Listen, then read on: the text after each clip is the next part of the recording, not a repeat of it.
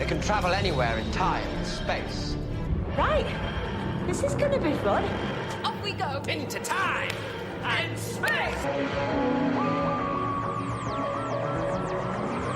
Welcome to Time and Space, the Nerd Party's dedicated Doctor Who podcast. I'm Jessica Nunn. And I'm her husband and elf, Phillip Gilfus.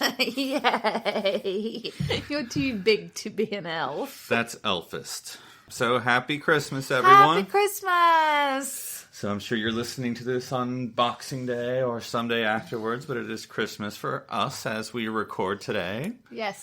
So we've opened up our presents, or most of them anyway, this morning, and then had a getaway brunch. Yes. And now we're back here. Yes, and of course we ran away from home for Christmas. That's right. So we're doing this in a hotel room, so hopefully there'll be no weird background noises as we record. There will be lots of weird background noises, I have no doubt. Mm-hmm. Any particular highlights from your Christmas morn?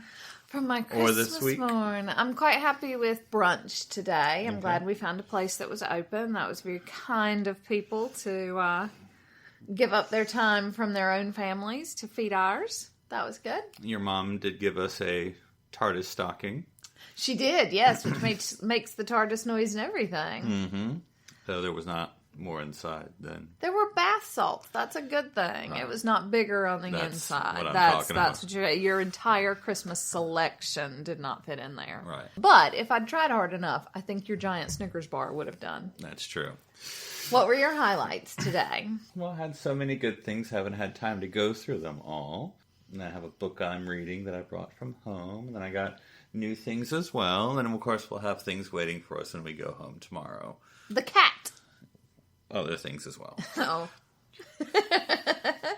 So, yeah, and you got some podcasting I got gifts. loads of time and space things, Yeah. which I'm very excited about. I have a bag with the Time and Space logo. I have a coffee mug, a travel coffee mug with Time and Space logo.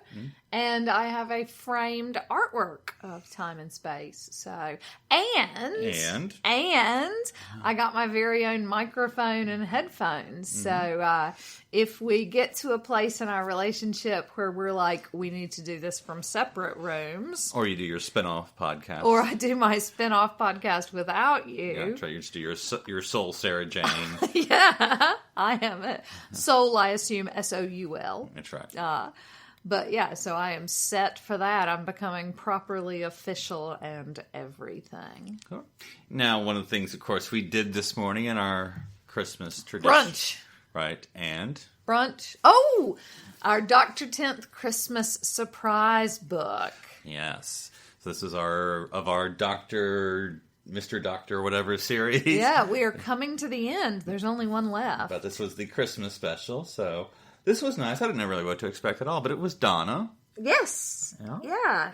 Getting attacked by all sorts of Christmas things. Yep, the snowmen, you Right. know what they're like. And Santa. And all the Santas and a Christmas tree. tree. They were attacked by a Christmas tree, yo. Yeah. That is hardcore. Fortunately, Donna still had her hot chocolate. Yep, and saved the day. Her hot cocoa.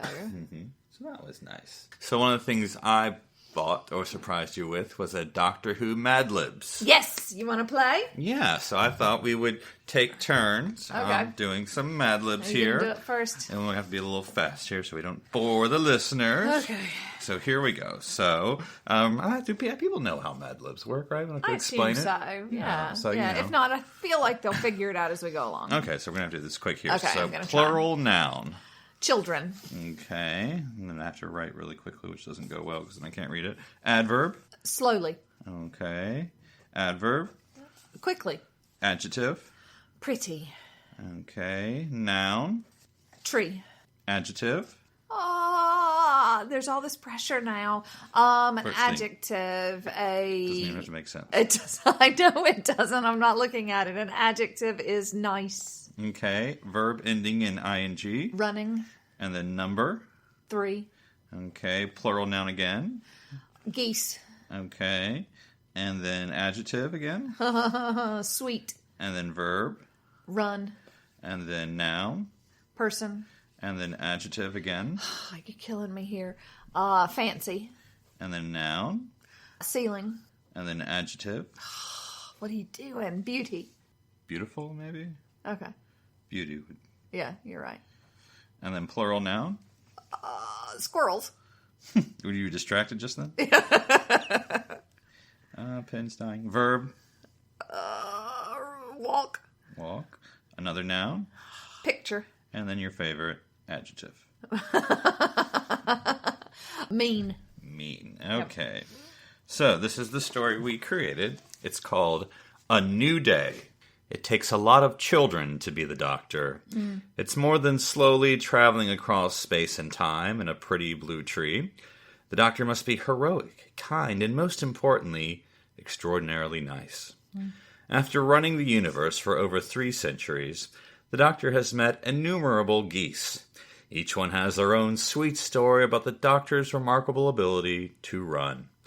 Equipped with nothing more than a sonic person and a fancy grin, the Doctor can outwit even the most nefarious ceiling. The Doctor is both beautiful and fearless in the face of overwhelming squirrels. But it's really the Doctor's compassion, empathy, and ability to walk that separates this Time Lord from every other picture in the Mean universe. Yep, I think it works. I think it works well. Well, speaking of creating stories, that's our topic today, Christmas and stories. Yes. So we are going to be sharing our Christmas specials that we wrote, since there, of course, is no Christmas special this year, 2018.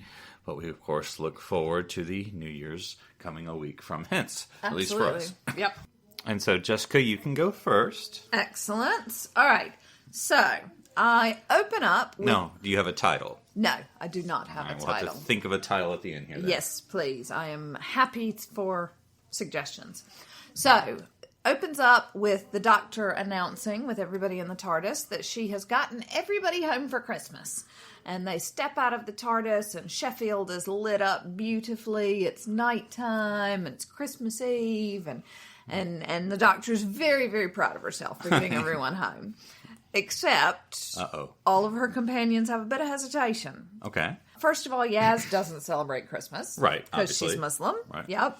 And and Graham and Ryan don't really want to go off into the darkness of the Christmas holidays by themselves without Grace, and it's a thing. And by the way, I'm going to have to point out, we almost have the exact same beginning. Okay, fair enough. But go ahead. So, everybody piles back in the TARDIS. The Doctor has a fantastic new idea. They're going to go visit some old friends. Okay. And they're going to the Doctor's going to introduce them to new friends. She's very excited. She's like, you guys are going to love these people. It's their family, including the drunk uncle. Ooh. I know, right? Family, Doctor's family. My ears are perked up. Yes, and Graham's like, is there going to be food? And the Doctor's like, of course there's going to be a veritable Christmas feast. So they step outside. Okay. So after the TARDIS, right? Zoom, zoom, zoom, zoom, zoom, yeah. And they're in Victorian England. Okay, so far, pretty on point for Doctor Who Christmas special. Yes, that's sort of what I thought. And so they go knock on the door. Right. And you can hear this hush, intense conversation on the other side. You know, we don't have time for visitors, Jenny. And then, but Mum, we mustn't be rude, and things like that. And the door opens, and Madame Vastra's standing there with Jenny peering over her shoulder. And Madame Vastra's like, what do you want? And the Doctor's like, Madame Vastra! And Madame Vastra's like, we're not taking on new cases. And she goes to close the door. And the Doctor's like, but wait, it's me! And Jenny looks closer, but Madame Vastra's still having none of it. She says, I don't know you. And the Doctor says, it's me, I've just changed my face. And Jenny says, Mum, look, it's the Doctor. And so they have this moment of, oh, the Doctor, look at her, oh. And Madame Vastra says, oh, Doctor, thank God, and pulls them all in. There's no time for introductions for anybody. Strax is gone. Okay. The Sontarans came and took him, and now he's helping them wage war on Earth. Okay. Turnabout there. Yes. So they all have to go looking for the Sontarans. And this is where, to be perfectly honest, Graham and Ryan sort of step off to the side. I don't know, they stay in the house, whatever. It's not important just yet. Maybe because Strax is gone, they have to do all the chores. Yes. Oh, I like it. Yes, they have to do all the chores, so they have to get things ready. So they split up, and the Doctor and Madame Vastra find Strax amongst his people. But he is immutable. He is there to help the Sontarans. They are his people. This is who he is. He is helping them. Back with his family. He is back with his clone people. pod, yes. whatever they call it. Yes, and obviously the Doctor and Madame Vastra talk about, no, but you've been so good and you've helped in so many ways and you've been so much better than you were. Nope. Okay. Strax is having none of it, none of the pleadings, the happy memories. He is ready to do what he was born to do. Mm-hmm.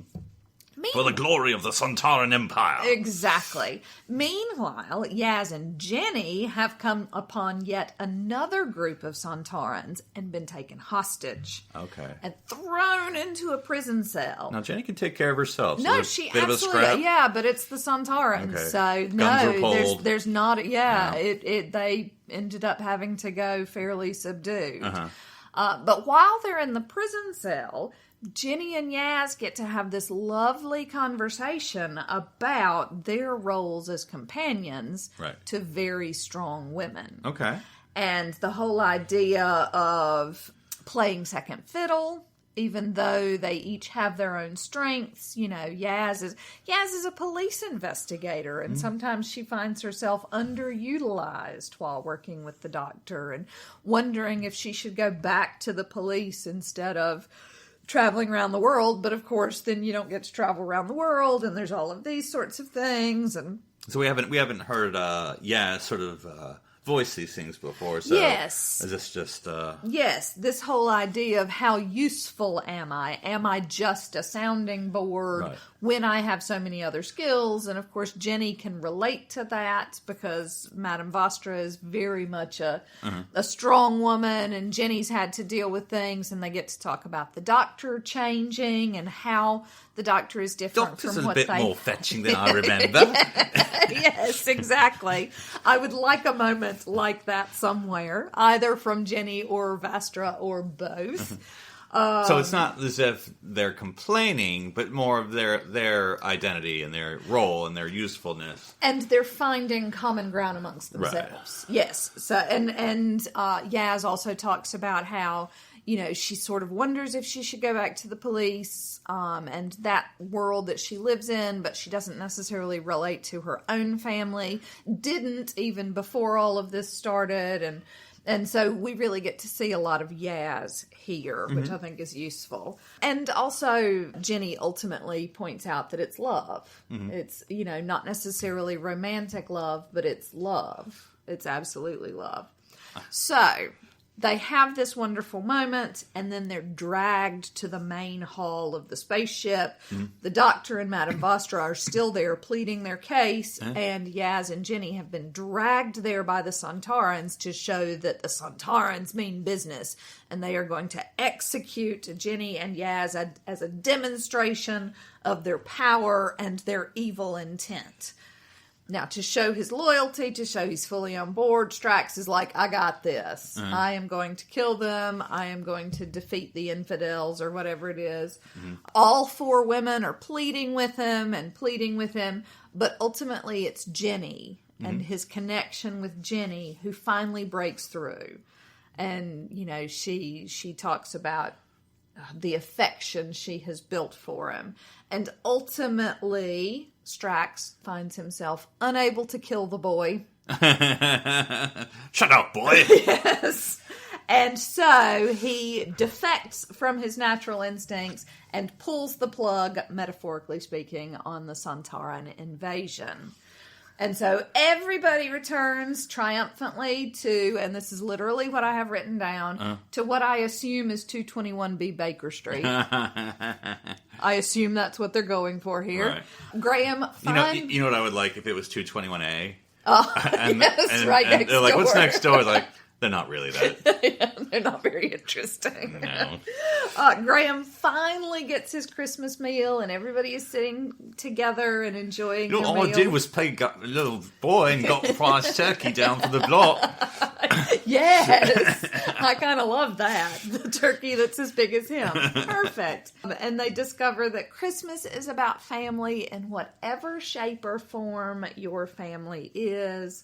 It's all about the fam. Mm-hmm. The end.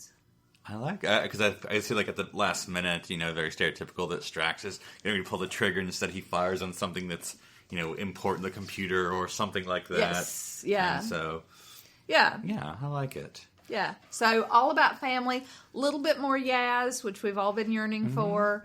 It'd be interesting also to get a little more Jenny backstory because we really don't know anything about her. Absolutely. So, like, you know, Yaz talks about her in there, and then Jenny talks about where she came from, and maybe how she met. Maybe it's been discussed how they met, but I don't remember. Yeah. So. But yeah, that whole backstory of the secondary character, you know, the literally the companion of a strong woman, as I said, you know, because that's something that none of the Doctor's companions have had to deal with before. Right. But it's something that Jenny is well versed in. And I do like how you'll throw this to all the shippers when Jenny and Yaz are talking, and she's like, you know, oh, look at it, you're in love, and Yaz is like, I beg your pardon. Yes. Come again. Yes, and so you have that potential hint of things, but it doesn't, again, it's not necessarily about, like it is with all of the Doctors and their companions, it's not necessarily about romantic love. Well, you say that. Well, yes. The attempt for it not to be all about romantic love, but instead about this deep, abiding respect and admiration for each other. And the realization that even though Yaz has not yet gotten a chance to show what she's got, she is still a vital part.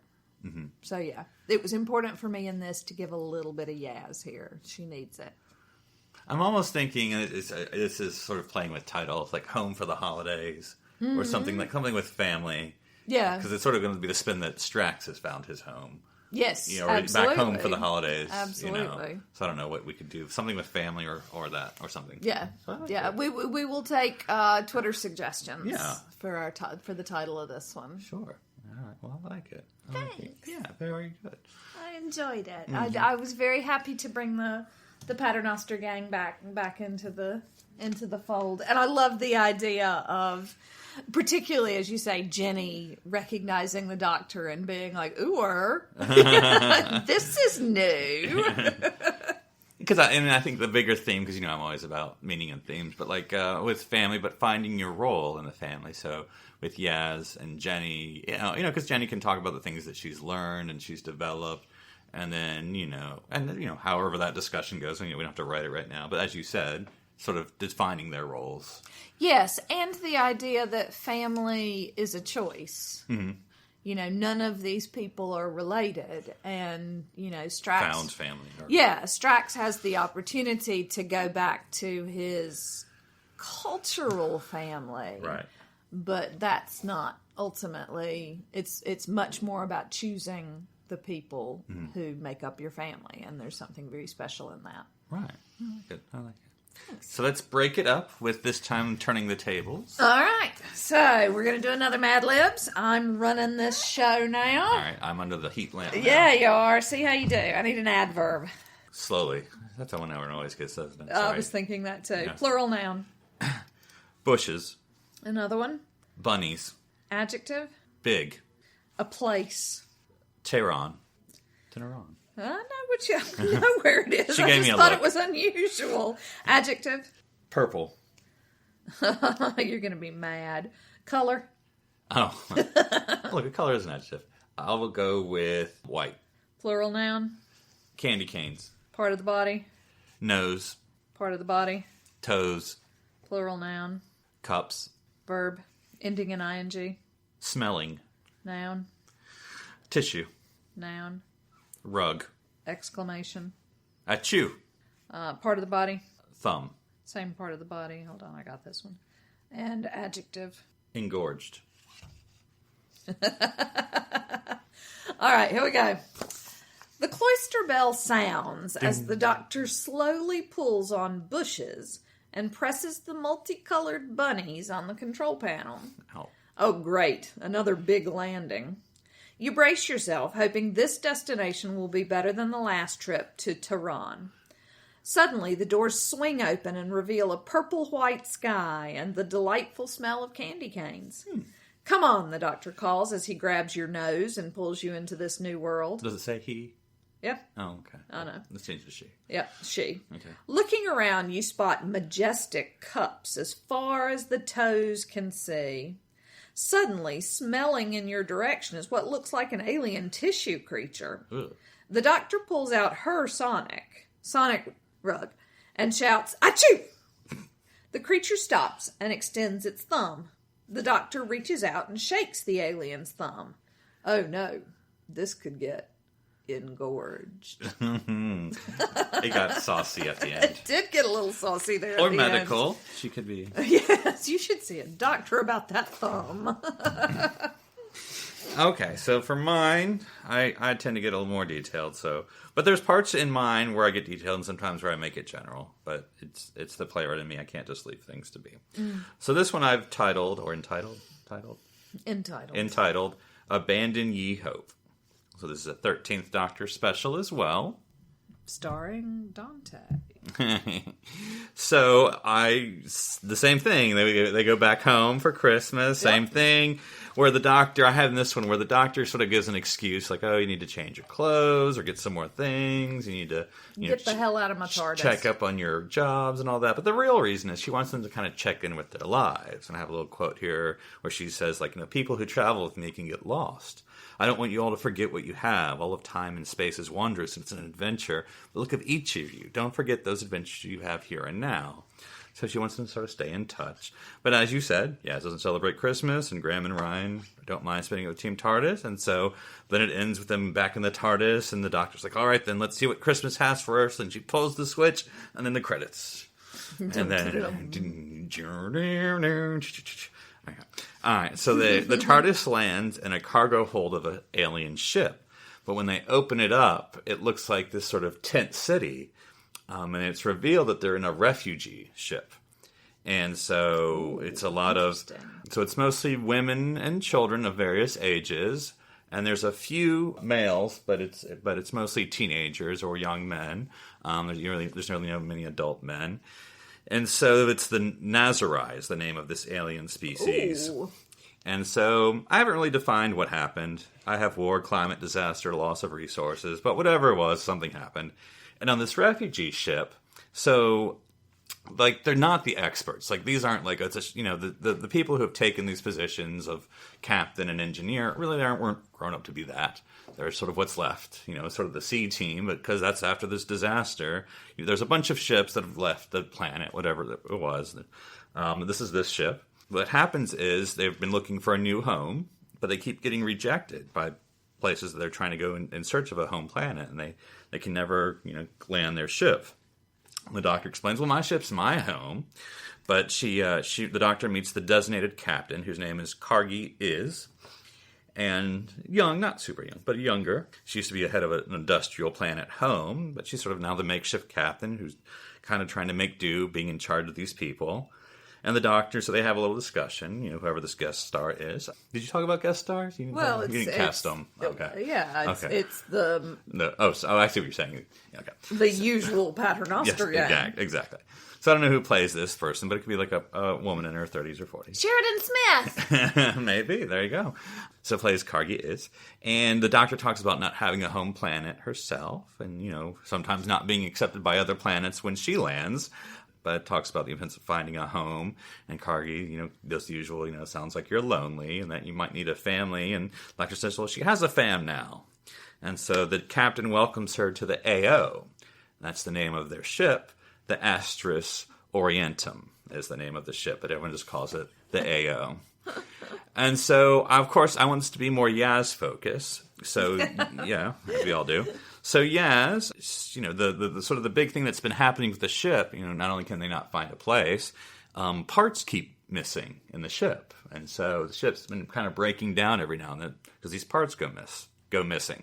And so Yaz... Is the little metal eater guy on there? And so Yaz meets sort of the engineer called Marion. Us is her last name. And who is a few months pregnant. It's not like, I feel like when you're pregnant, you're either like 9 months or you're not at all. This one's just like 3 months. It's like a baby bump. But that she's the engineer.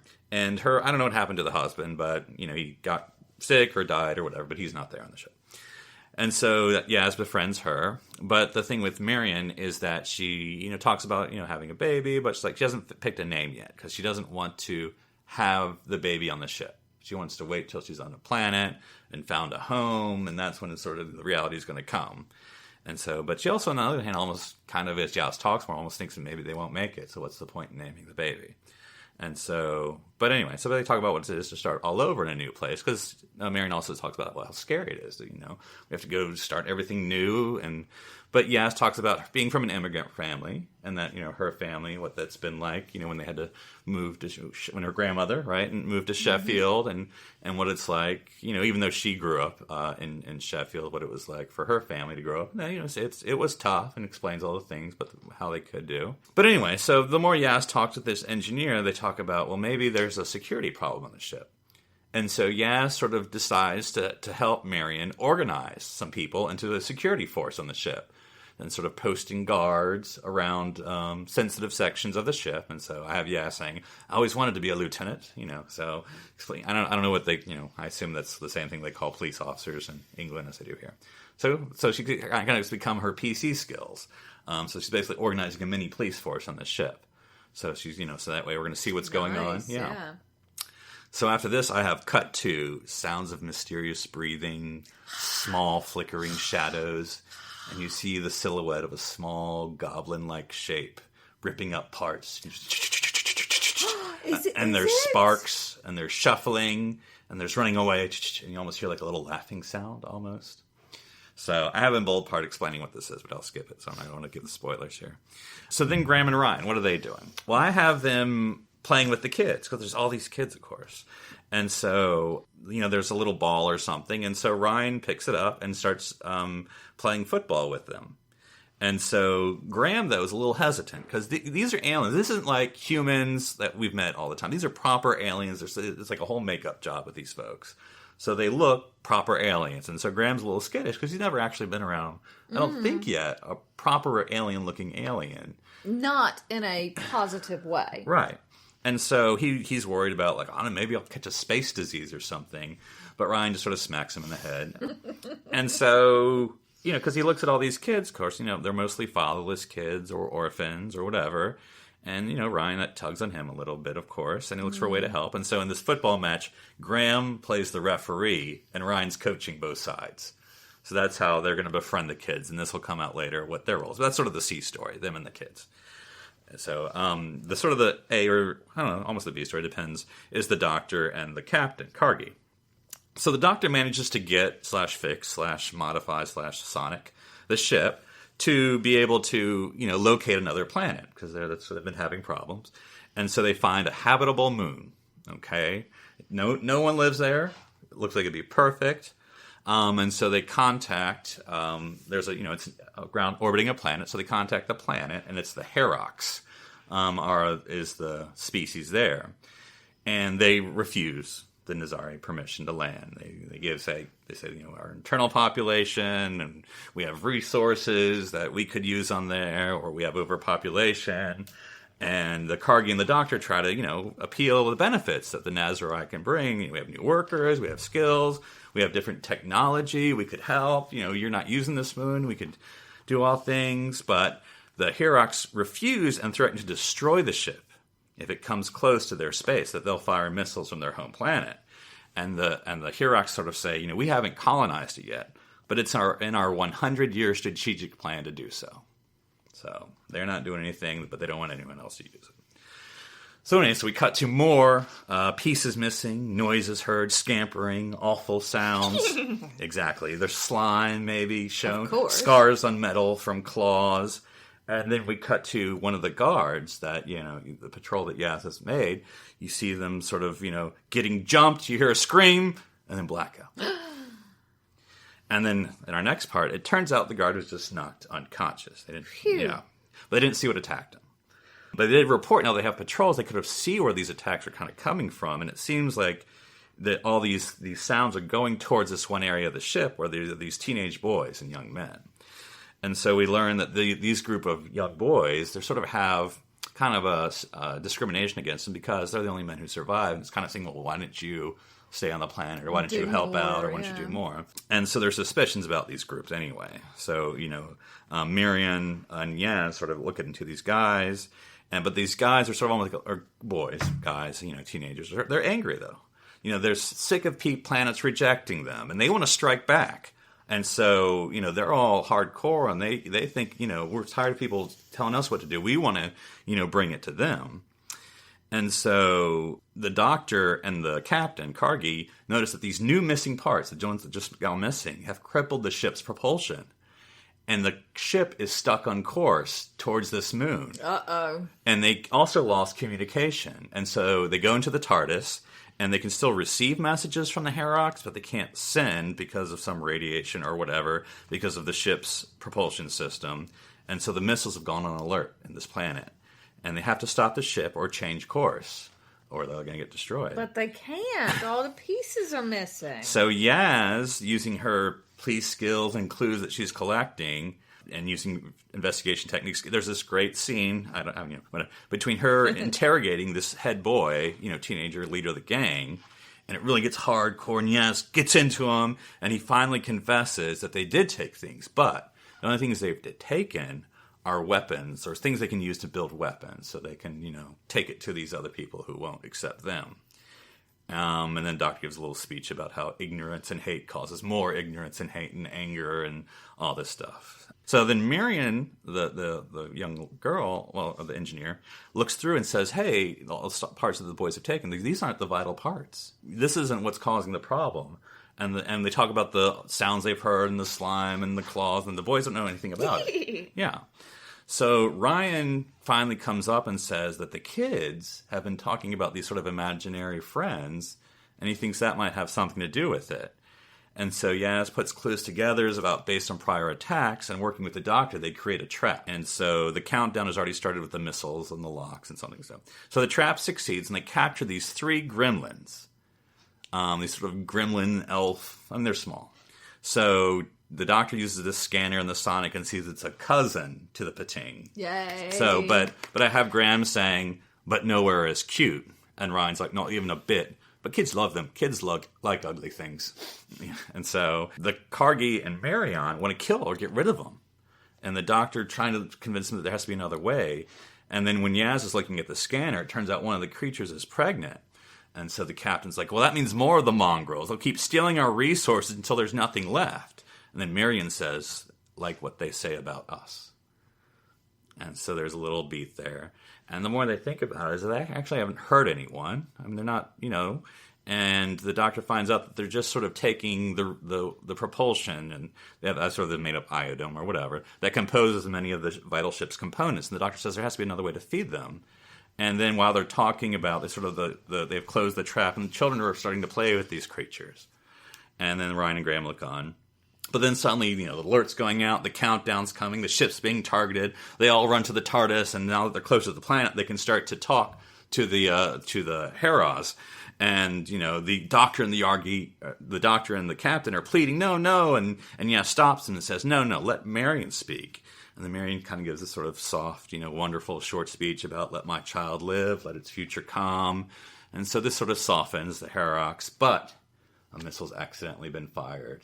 It's on its way. And so when they've been talking on the TARDIS, one of the gremlins has sort of been on Ryan's shoulder or whatever. But it sort of runs out, and it chats to the other little gremlins, elves, and they sort of have this little electrical sparks that go when they talk. And they start to go to different parts of the ship and do something, which causes the ship to change course, and the missile explodes, and this sort of fireworks thing, but it misses the ships. And then the captain's like, it's amazing what stowaways can bring. And the Doctor's like, thanks. And the captain's like, well, I meant the creatures. And the Doctor's like, oh, right, the two. So this is the closing scene. So then I have the kids are playing football with the gremlins. And Graham's like, those aren't the rules. They aren't playing by the real rules. And Ryan's like, oh, Grandpa, let them make their own rules. And so the captain and Marion, they're not sure that things have changed, really. I mean, they're still where they were when they started. And Yaz says, well, no, of course it has. Look around you. You created your own home here. Think of all the things you've accomplished, the community you've made here. The AO is where your baby should be born. And the Doctor says again, you don't need land and sky to call home. The stars can be your home. Don't limit yourself. You'll be surprised at the family you find. And she probably looks at all the other people, her TARDIS team. I have awe and exclamation points. And so they talk about an intergenerational ship, maybe. And the Doctor gives them suggestions of how maybe they can modify their ship to last for generations. And they say goodbye. And Marion says goodbye and says she's finally thought of a name for her baby. Yaz. And so in the TARDIS, they're ending, and Graham asks the Doctor, you think they'll be be all right with that young girl? And the Doctor's like, of course, they have a Yaz with them. And Ryan's like, I've seen what a little terror little Yaz can be. And Yaz's like, all right, little Yaz. And then we end on the TARDIS traveling through space. And so that's it. Aww. So, obviously we went through obvious things here. Mm-hmm. My thing that fans will hate when they watch this episode is when they realize the character's name is marrying us. That means the baby's name will be... Yazus. Phillip Gilfus.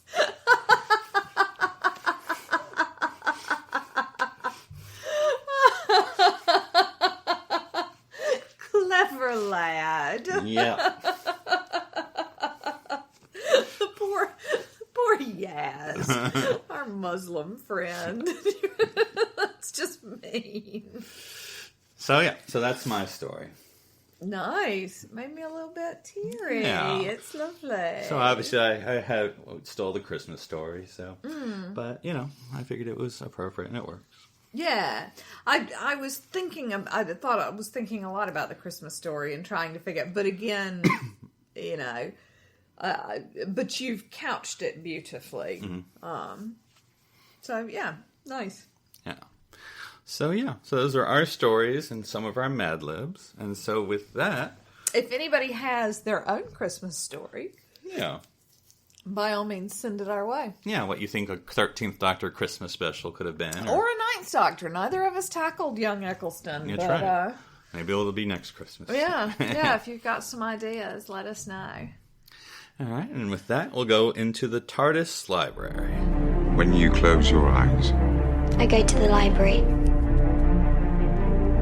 Go to the library now. Well, after all that sweetness, I think we're going to be reversing the tone. Crikey, yeah. So what we're going to do a little bit different for our TARDIS Library segment here is we're going to be talking about the episode, The Entire History of You. And if that doesn't sound like a Doctor Who episode, it's because it's isn't. Not. No. This is from Black Mirror. And this premiered 18 December 2011. And the reason we're talking about it is because it stars... Jodie Whittaker. Yes. And so, do you want to read the synopsis for The Entire History of You? In the near future, everyone has access to a memory implant that records everything they do, see, and hear. A sort of Sky Plus, or DVR, for your brain. You need never forget a face again. But is that always a good thing? So this starred Jodie Whittaker and another guy whose name I don't know. Sorry. And the other guy plays the lead. Yes, but, yeah. yes. And so Jodie plays the wife. And I guess Black Mirror is always a small story, but the small story is that this future exists, and the guy, Liam, I think that's the character's name, goes to a sort of a dinner party, where his wife is there, of course, and the wife seems to be paying attention to this other guy, and he's already had sort of a bit of a bad day, and the long story short is he becomes jealous or thinks his wife is looking at this other guy. Becomes paranoid. Yes. Yeah, and I think that's the interesting about the story, because you just think he's going crazy. Or at least I did. I was like, man, you need to... Because it just seems overwhelming. And then I think the use of the technology is very interesting, because the technology reminds me almost like of our Prime remote. Little tiny remote, yeah, because what you can do is you can go back to any memory in your memory bank, theoretically in your life, and watch it again. You can zoom in on things that you think might be, so it's this ultimate obsession. And you can do that behind your eyes, and they do this with this sort of film over your eyes as you're doing it. Or you can project it to a television screen so other people can watch it with you and sort of reevaluate. And interestingly enough, I noticed when they come back from their Christmas party and they've left their baby at home with the babysitter, they immediately scroll through the baby's memories to see how the babysitter did. Mm-hmm. So which I thought was interesting, yeah. No more putting a camcorder on the teddy bear. Yes, no more nanny cams. Yeah, and so it was interesting because the husband seems obsessive. Because there's some interesting storytelling, because there's a little bit of flashbacks to 30 minutes ago or something, the way they show things. Because when he goes back when people go back into their own memories and look back at things. The linear stories, they have the dinner party and then they invite the chap back home with them for a drink. And then Liam's like, why did I do that? I don't even want to see him. And she's like, well, why'd you invite him? And so he's like, never mind, go home. And so then it's the next day, or basically the whole night, he's getting drunk, looking over all these things in his memory, in his video memory, and thinking about this guy and his wife and Jodie Whittaker. And then he confronts Jodie, I think, before they go to sleep. They have this argument, and they kind of make up. But then in the morning, he's drunk, and he accuses her some more, and then he finally drives to the guy's place and confronts him, because basically the whole story is like, you date. He finds out they dated, and then suddenly they dated a week, or they dated a month, and now they dated 6 months, and the story keeps changing from Jodie Whittaker, and so he confronts the guy about erasing all the memories that he has of his wife, and then from there he has some revelations about what really happened between the guy and his wife. Yes, yeah. And it's a really interesting, obviously it's horrific, but it's also a little bit of a commentary on our own ability to obsess over things and overthink and overthink and overthink. And if we had the ability to go back and look at, you have a situation and you remember what they said and you remember what you said and you try to remember what their face was and you're overthinking and overthinking and overthinking. This gives you the ability to go back and see it precisely and overthink it. And it's just this overwhelming power, not necessarily in a good way. Even, he gets drunk and crashes his car, and he still has the ability to go back over all of those things in minute detail. That he did while drunk. Yeah, and I'm just not sure that any of that is a useful thing to have. Mm-hmm. Because it shows the positive and the dark. The positive, like you said, before he goes into the house, he has to scroll back what the woman's name who lives there is. Yes, and figure out where they met. Yeah. And so, but then as you said, obviously gets into some territory of if you can remember old girlfriends and boyfriends, what would you do with that sort of memory footage? Oh, and the thought of that makes me so uncomfortable. Not just my own, I think about the ability to go back and see in real time moments I've had with exes and things like that. And that's kind of oogie to begin with. But if you think also about their ability. Right. So you have exes that it ended badly with, or it didn't end badly, but it's just so far gone. And their ability to go back and relive those, it's just kind of oogie. Yeah, because they introduced one character who's been, what they call it, gauged, where she, I guess, gouged, and she was robbed. What happened? Because these things sit behind your ear, these electrical things. And she was attacked, and it was ripped out of her so that it could be sold. So that it could be sold on the black market for some pervert who wanted somebody else's memories. Right. And she chose not to be reimplanted, and they refer to it as off the grain. I think. Yeah, I think grain is what they call it. Yeah.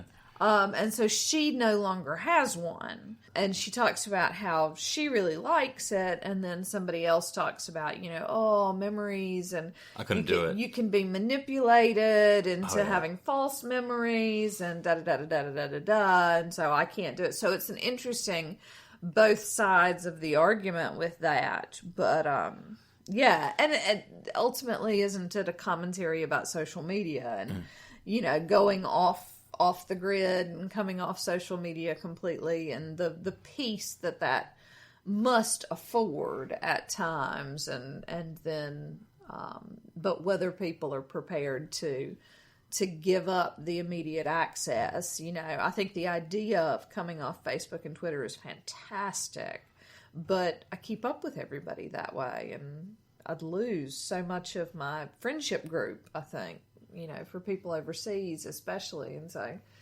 yeah, it's an interesting commentary and a very, very dark way of thinking about it. And as far as like the Jodie Whittaker aspect highlights, I mean, I don't know if we want to spoil the ending. I probably don't want to. I don't know. But anyway, I would say that from her standpoint, it's very interesting having to play that part with what comes at the end. You know, then if you would watch it again and see what she's doing and where she's coming from. Yes. Because we're all sort of seeing Liam as a sort of obsessed, I don't know, weirdo. But it's sort of very interesting to look at her perspective. And I was reading a wiki article. This is the directors basically told them the two actors two different things. So they wouldn't know how the other person was going to react. Or I don't know. That was just on Wikipedia. Interesting, yeah. But anyway, and so I just thought it was very interesting how she ultimately had to. I mean, that was a very hard performance, I would think, especially at the end. That you had to do. It was very powerful. A lot of stuff you had to do. Well, and there has to be. You have to have your own backstory in your head and your own justification for that backstory in order to play any of it. You know, it's not something that you can walk in as a performer and go from beginning to end. You have to know everything in order to start at the beginning. So if you need a little, don't mind a little darkness of a story, I think this is definitely good. Yeah, it's Black Mirror, but it's beautiful. It's well written. It's tense. I'm doing a lot of that at the minute. We need to watch some more of. What are we watching right now? Oh, A Very English Scandal? No, the other one, the Simon Pegg. Oh, Spaced. Spaced, yes, of course. We need to watch more of that. I need to go back and rewatch some of those episodes because I need a little light in my life yet. Between A Very English Scandal, between Black Mirror, I just finished watching Night Manager. My anxiety levels are through the roof with my television choices. Well, some good news is that next week we'll be talking about new Doctor Who. Yes! Very exciting, very exciting. You don't have to listen to how we would do it, but you get to see how they actually did it, which is, you know, I mean, I don't know. Some people may find it preferable. Some people might find our versions are better. That's right. So feel free to contact us with those script writing contracts. Yes, absolutely. We're on it. We'd make a great husband. We would not make a good husband and wife team, I don't think, actually, in retrospect. No, we could never work together. Fortunately, we have 2 microphones now, so it's moot. That's right. Well, until then... Press the mute button, and then we can't hear each other. You don't know how microphones work. All right, until next week...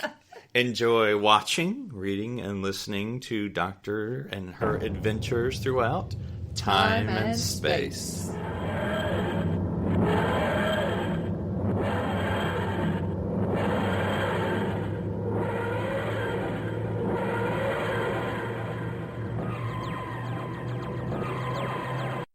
This is BBC Television.